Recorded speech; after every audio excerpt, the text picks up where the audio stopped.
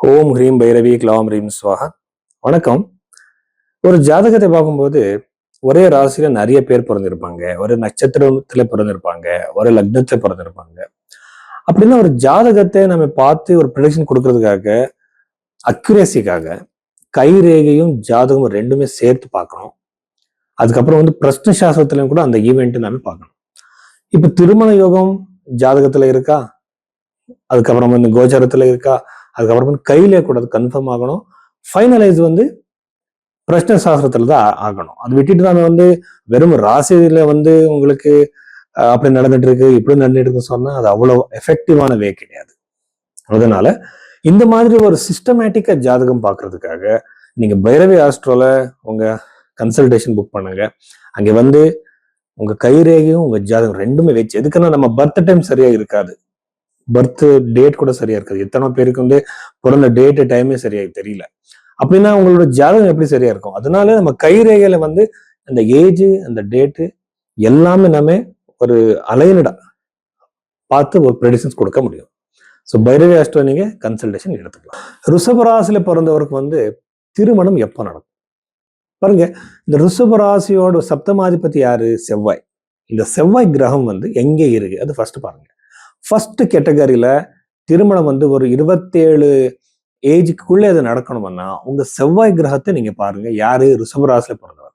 இந்த ரிஷபராசியில பிறந்தவர் செவ்வாய் கிரகம் ஒருவேளை சுப கிரகங்களோடு சேர்ந்து இருந்தா, ஃபார் எக்ஸாம்பிள் ஜூபிட்டர் குரு கிரகத்து கூட, சுக்ரன் கூட, அது ருச்சிக ராசிலையோ மகர ராசிலையோ இல்ல மேஷ ராசில இருக்குன்னு பாருங்க.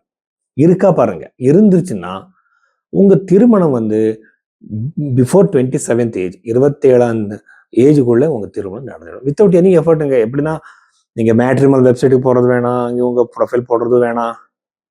இந்த மாதிரி உங்களுக்கு அந்த மாதிரி கஷ்டமே இருக்காது. ரொம்ப ஈஸியா உங்க திருமணம் நடந்துடும், அமைந்துடும். எப்போ ஒரு சம்பந்தம் வந்துடும் பார்ப்பீங்க, திருமணம் கூட கரெக்டான டைமுக்கு நடந்துடும். ஸோ இந்த மாதிரி ரிஷபராசியில பிறந்தவருக்கு 27ஆம் வயசுக்குள்ள இந்த திருமணம் நடக்கும். ரெண்டாவது கேட்டகரி என்னன்னா, ஒருவேளை உங்க செவ்வாய் நீச்சமாயிருந்தா, நீச்சம் எங்கே ஆகும்? கடகராசியில. செவ்வாய் ரெட்ரோகிரேட் அப்படின்னா வக்ரி ஆகிறது. செவ்வாய் நல்ல பிளேஸ்ல அஷ்டம பாவத்திலோ சிஷ்ட பாவத்திலோ இருக்கு, ஒரு பாபகிரகம் கூட அது பார்த்துட்டு இருக்கு. அப்படின்னா உங்க திருமணம் ரெண்டாவது கேட்டகரி, அது 33rd ஏஜுக்குள்ள நடக்கும். அது அப்படின்னா எக்ஸாக்டா ஏஜ் டைம் பீரியட் சொல்ல முடியாது. இதுக்கு நம்ம லக்னம் பார்க்கணும், உபபாத லக்னம் பார்க்கணும், நிறைய விஷயங்கள் இருக்கு. அதுக்கப்புறம் நான் கொஞ்சம் நாடி ஜோதிடம் கூட அப்ளை பண்றேன். நாடி ஜோதிடம்னா அதுல ரொம்ப ரொம்ப நெகட்டிவா போயிட்டு இருக்கு. அது ஆனா அது புருகநந்தி நாடி இருக்கு, அகஸ்தி நாடி இருக்கு, சுக்கர நாடி இருக்கு, நிறைய இருக்கு.